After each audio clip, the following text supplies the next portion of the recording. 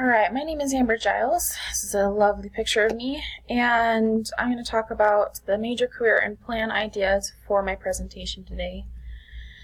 I have been researching becoming a substance abuse counselor. The description kind of just sounds like what the title sounds like. I would help patients struggling with addictions. Along with that, it's not just the patient, I'd be also helping families. This could be either with individual or group counseling. And I'd also help the patient with their overall mental health. It's not just treating and overcoming the addictions, but it's really helping them in their overall mental health, especially because there's usually underlying problems when someone has an addiction. The education required, obviously it depends on the state and the company or people you decide to work for. Surprisingly, the lowest education required is an associate's degree.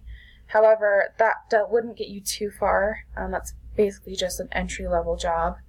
Kind of in the middle is a bachelor's degree.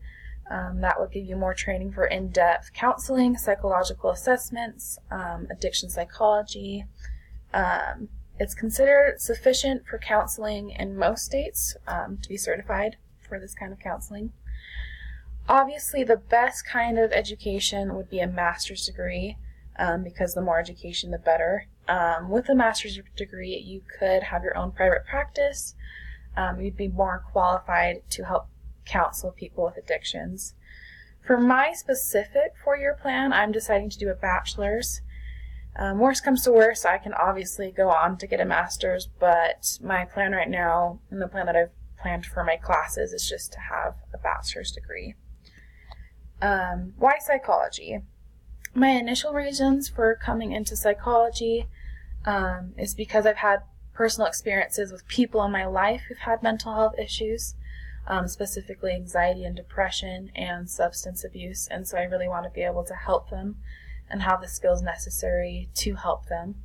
I also just have a huge desire to help others in general. When I think of my life, I think of helping people hands-on and being able to listen to people and counsel them.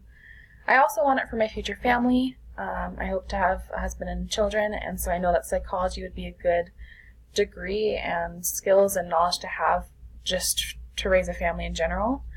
But as I read chapter 13, I was able to apply some of the reasons other people want psychology in their life. For example, just a strong interest in psychology. I think it's a very interesting field. I know it'll also prepare me for a lot of jobs, no matter if it's psychology related or not. And if I do decide to go to graduate school, I know that it is a good undergraduate degree. So overall, I'm hoping to become a substance abuse counselor right now. That's what I've been looking into. But I've just been enjoying psychology in general. And that's it. Thank you.